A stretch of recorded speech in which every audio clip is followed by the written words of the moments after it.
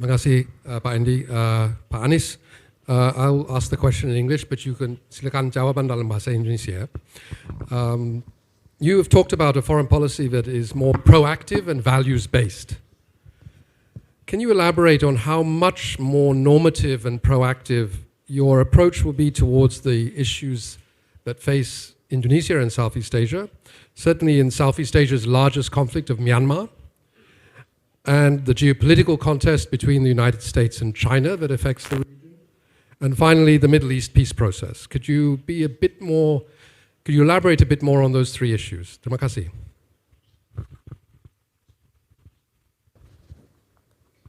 Jadi begini, kami melihat misalnya terkait dengan apa yang, sebentar Pak Michael, senang bisa ketemu, kami masih kuliah udah baca bukunya Pak.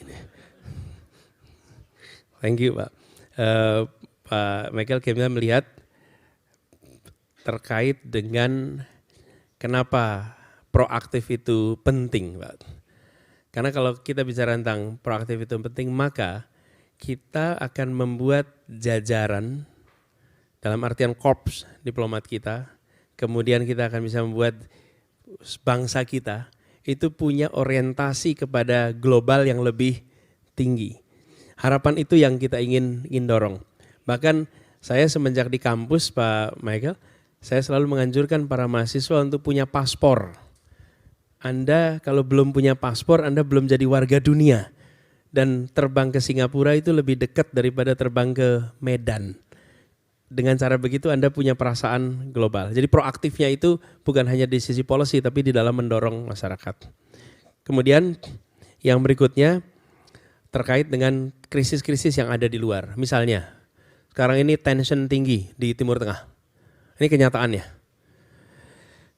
Kita tidak usah berpretensi bisa ikut menyelesaikan konflik Israel-Palestina. Itu jauh sekali dari sisi kemampuan kapasitas kita. Bill Clinton mencoba tahun 2000, dicoba dikumpulin. Sepakat tuh Ehud Barak di situ, Yasser Arafat di situ, two state solution disepakati. Pulang ke kampungnya masing-masing, breakdown. Tapi kita menyadari bahwa dari pengalaman kita ketika kita mencoba kemerdekaan dulu, tidak mungkin ada peperangan yang menghasilkan perdamaian, nggak mungkin. Perdamaian itu selalu negosiasi politik. Kita baru berhenti perang ketika 49 KMP diketok. Kita tidak berhenti dapat pengakuan dari Belanda ketika Jogja diambil alih. Ketika Jawa Tengah dikuasai bukan, tapi ketika proses negosiasi jadi.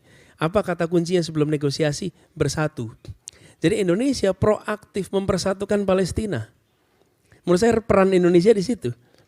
Apa yang kita kerjakan bersama Palestina? Ini konflik yang usianya bukan setahun 2 tahun, usianya panjang, investasi dari awal.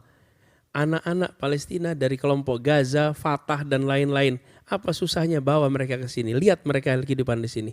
Bisa ratus, bisa ribu tinggal di sini.